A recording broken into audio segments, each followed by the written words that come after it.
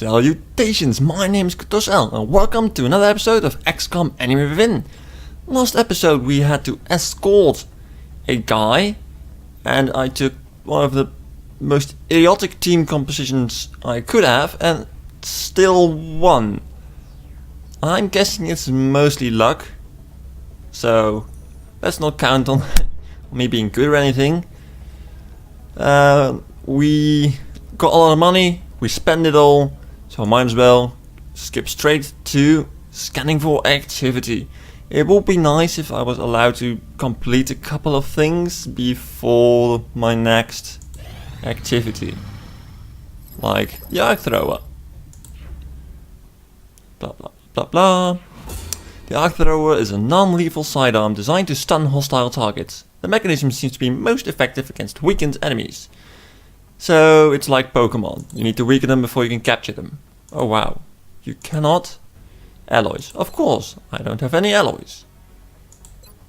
Yeah, probably should do this as well, but might as well get going on the autopsies. We've made a number of interesting discoveries based on the autopsy results of the alien specimen you brought back. The research team is now referring to this particular variation as a sectoid, based on the unusual structure of its internal organs, which we believe to be the product of genetic manipulation. As we've seen in the field, this species also seems to harbor some sort of telepathic ability. Great.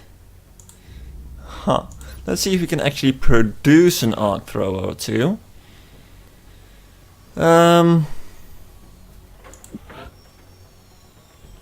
We can.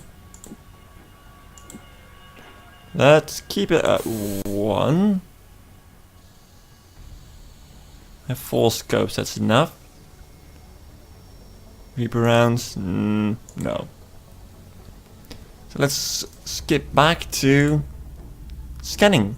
We'll get new soldiers and new interceptors. Amazing. And a new satellite uplink. Search the skies. Wait a minute. Satellite uplink complete. Just a moment. We have these satellite uplinks. And they are built, yes, inside a metal dome. Metal does kind of have the tendency to stop electromagnetic waves, including the ones used in radar. Or am I just being too picky right now? Too nitpicking? I'm not really sure which word I'm going for here. Right, let's see what you discovered. Uplink targeting available for manufacture. Activate this module during interception to provide an immediate temporary boost to our unit's accuracy. The module will burn out after 1 use. Its technology is based on sectoid implants and allows us to send a data pulse through our satellite network. Okay. Why don't you... Based on what we've seen in the field so far, including several grotesque examples of trauma resulting from the emergence of its young, we've taken to calling this specimen a chrysalid. Well, that story was significantly shorter. I hate those guys, so I really want to know what's up with them. So, how much would that cost me? 6. 3 sectoid corpses. Ouch. The accuracy might be nice. Let's get one in case of emergency. Which doesn't sound all that unreasonable to happen, right? I mean, our track record when it comes to shooting UFOs hasn't been very good. Commander, our satellite is prepped and standing by for Great. launch. We are ready to deploy it on your orders. Let's go to this screen and we're going to launch a satellite. Where do we need it most? Europe is kind of in a pinch. So is Asia. Again. Yeah, United States has its advantage. Like a lot of money. That's a huge advantage. Japan, not nearly as much as I thought it would. Australia, will give me more scientists. We'll monitor that contact, but I don't think it's related to the UFO activity. I'm talking here. So we could put one on Russia, because United States would be useful. However, I would also need more interceptors. So I think I'm going for Russia right now. Purely for that reason. There's also quite a bit of money actually. Not too big of a difference with the United States, Nothing but to report at the moment. Boards are clear. I don't know what the designers of the game were thinking, but that's surely an LP unfriendly edition. Stupid guy. But I really like the extra satellites. Scientists, I mean.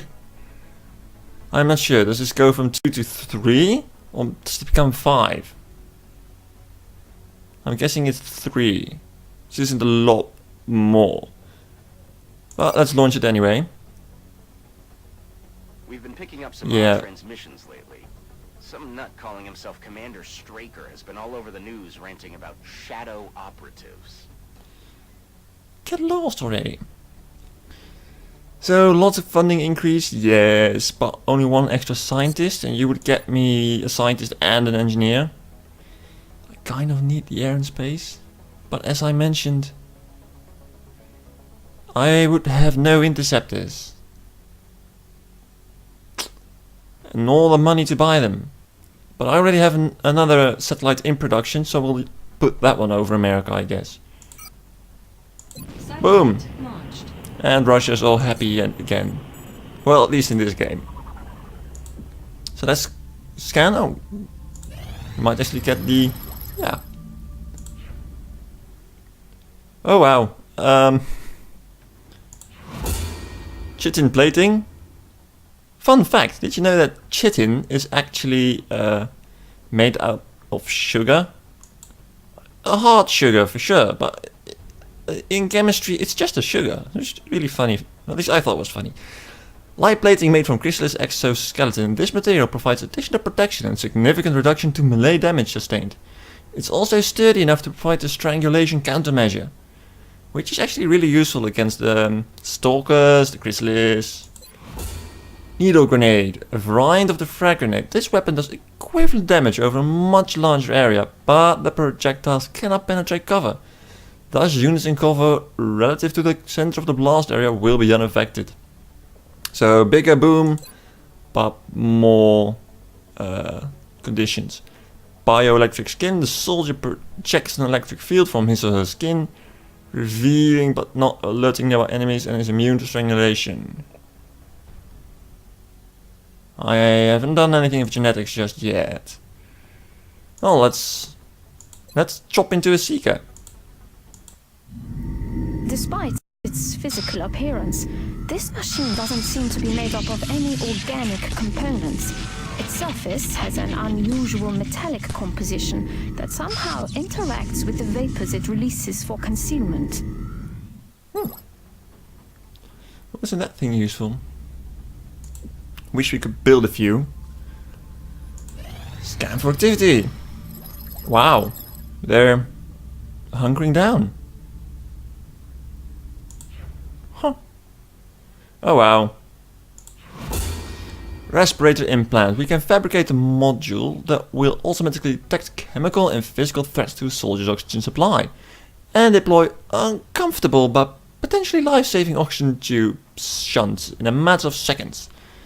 This module will fit all of XCOM's armor designs, so that's probably just one of those extra items you carry around. New item available, Ghost Grenade. This grenade contains Elerium-infused particles that, when diffused onto our soldiers, causes them to become invisible, not invincible. The particles will lose the Elerium charge after a brief time, and competing energy sources, such as weapon fire, will disrupt them. So stealth, but as soon as you fire, it's over. Mimetic skin converts the ability to change skin pattern to match cover. When the soldier moves to high cover, enemies without special capabilities will not target the soldier. Does not work if any enemies have a line of sight to the soldier's starting position. Leaving cover or firing will break the concealment. Well, let's chop into Thin Man. The Tall One has, up until this point, been unofficially referred to as the Thin Man. Initial testing has revealed a concerted effort by the aliens to modify this specimen's genetic structure in such a way as to make it appear human. However, on closer inspection, they seem to have had some trouble concealing the eyes, which appear to be reptilian in nature. As I said, lawyers. Right, scan again. Satellite coverage now Good, fairly good. over Russia. Wow, they are really, really, really laying low, aren't they?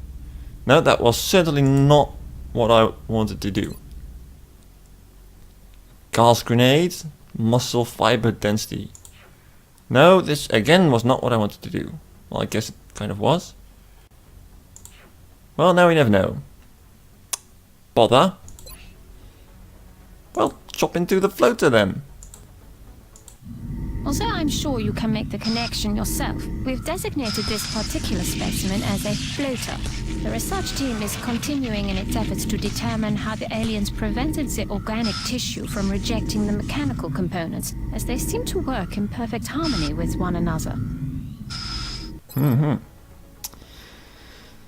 There was a gene mod thing we cannot look at because we don't have any gene mods. And a gas grenade. Advanced research in alien physiology has allowed us to synthesize a modified version of the poison projected by the Thin Man and containerize it in grenade form. In other words, we can just gas aliens now. But the bit is expensive. Oh, council report. Money! Incoming transmission. Money. Work, Commander. Great B. This council is pleased to see our continued support of this project has been worthwhile. We hope that your current successes only mark the beginning of an enduring effort to eliminate the extraterrestrial threat. Yes. One UFO escaped, I am very much aware of that. Thank you. Remember, we will be watching. Oh, don't worry, I won't forget. We have credits. We have so many credits. I'm not sure what to do with them. Well, I need to save 80 at least to get interceptor coverage above America as soon as our satellite is done, which will take a while. We have room for 5 satellites, I believe. We do. We're producing one extra, so we can produce yet another. Engineering. The new engineers arrived this morning, Commander. We're all Oh, right. glad to have more help down here. 21 engineers, that's not bad. 5 engineers, 61. And I don't have any alloys, which is really slowing me down right now. Well, build it. Yeah. Commander, at this point a foundry would certainly help us further hone the effectiveness of these new weapons and equipment. I'd recommend we get started on construction sooner rather than later. Well, excavate. How much does a foundry cost us? Oh, it's actually not that expensive. Right, we'll build that as soon as this is excavated. Well, we cannot purchase anything because we don't have any alloys.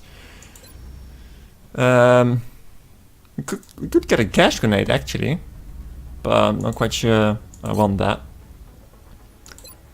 I think we can get here. Rapid recovery is useful, but it's a lot of money at this moment. A lot. Alright, we had new metal, right? Yeah. Sign power. +1 aim and will for each mission completed with no soldier deaths. Up to a maximum of 10. Maybe not very useful for us. +10 aim and critical chance if not within 7 tiles of an allied unit. So if you're out there on your own, sure. I know just the person to get this.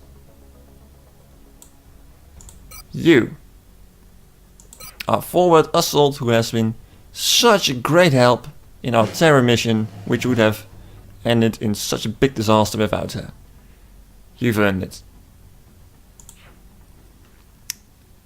What did you do? Right. It's fun, but whatever. I want some more soldiers. And we will wait with spending more money until we get a foundry going. Well, let's scan again. This could be quite a meek episode. Yes. Defense matrix. Activating this module during interception to provide an immediate and temporary boost to our unit's evasive ability.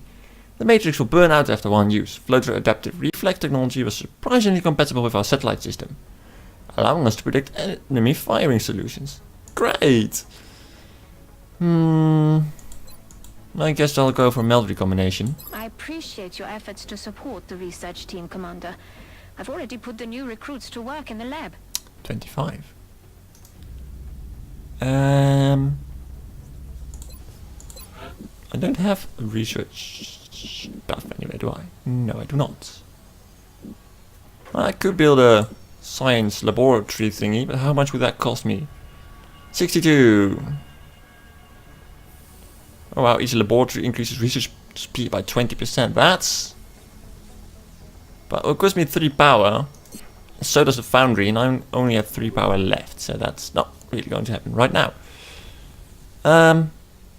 Right. Let's scan again. New soldiers. And a cutscene. So, what is it, Doctor? Alive. It's remarkable. The crystalline structure housed within the canister is actually a suspension containing billions of cybernetic nanomachines, each made up of both organic and mechanical components. My team's analysis indicates these microscopic robots are capable of assembling mechanical structures with unprecedented efficiency. With further study and some specialized facilities, we may be able to engineer a sort of cybersuit that interfaces with the human body. My team is more interested in the possibility of physically altering the tissue itself, incorporating aspects of the alien's own genetic adaptations by using the nanites to fuse the foreign material. The commander will have to decide where the greatest advantage lies. Is there anything you agree on? Given the apparent purpose of the nanites, they allow combining organic materials with one another, or with machines. We have at least agreed to call them Meld. They agreed on something. Oh my god.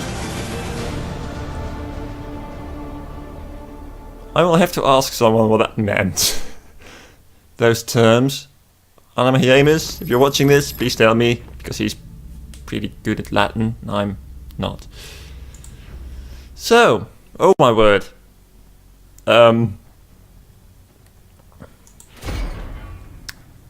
The Cybernetics Lab. Here we will be able to build mechanized exoskeleton cybersuit mechs and augment soldiers to wear them. This facility counts as a workshop for adjacency benefits. Cute. Genetics Lab. This annex to the research labs will allow us to genetically modify our soldiers. This facility counts as a laboratory for adjacency benefits. Adaptive bone marrow. Wound recovery time is reduced by 66%. Ah, wow. Soldier regenerates 2 HP per turn up to the HP max without armor. Depth perception. Height advantage confers an additional 5% aim and critical strike chance. Hyperreactive pupils confers plus 10 aim on any shot after a miss. New mech available. Mech 1 Warden. Right. Wow, that was a lot. Actually, let's study the alien navigation computer, because we're kind of running out of things to research. So we can now use meld to upgrade our soldier. soldiers, either through the cybernetics lab, turning them into big machines, or the genetics lab, which turns them into, well, genetically modified soldiers. I don't really have a preference for either, so I'll leave it up to you guys. Put in the comments, which branch do you want me to see? Which branch do you want to see? Which one should I explore?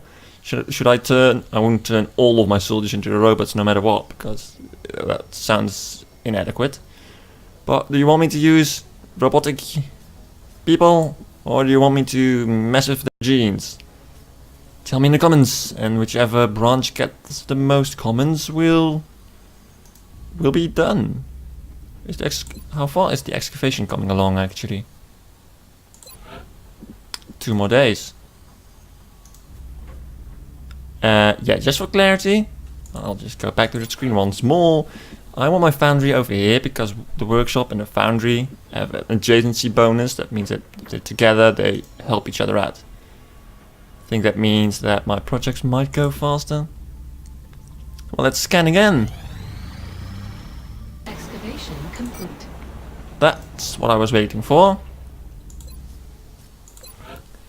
So now I can build the foundry, because that was very high on my list. 20 maintenance. I can live with that. And excavate that. This is a vent, a steam thing, so I can build a thermo generator, which also has an adjacency bonus with the normal power plant. That one. So that's a very well placed steam vent for me, and that provides like 20 power, which is a lot. Right, let's keep scanning. Means actually it's already 22 minutes in. We haven't seen a single alien. Or we might as well do the alien navigation computer. Let's see what we got here. With the signal monitored by a team of engineers, each satellite nexus is capable of receiving transmissions from 4 XCOM satellites instead of 2. And just the same adjacency bonus. Well, I guess we'll start researching this one. So, since we're 22 minutes in, actually far beyond that, I want to thank you all very much for watching. I'm sorry that the aliens were hiding today, but we'll probably blast them next time. We must have really scared them with 3 snipers. Regardless, thank you very much for watching, and I hope to see you again in the next episode.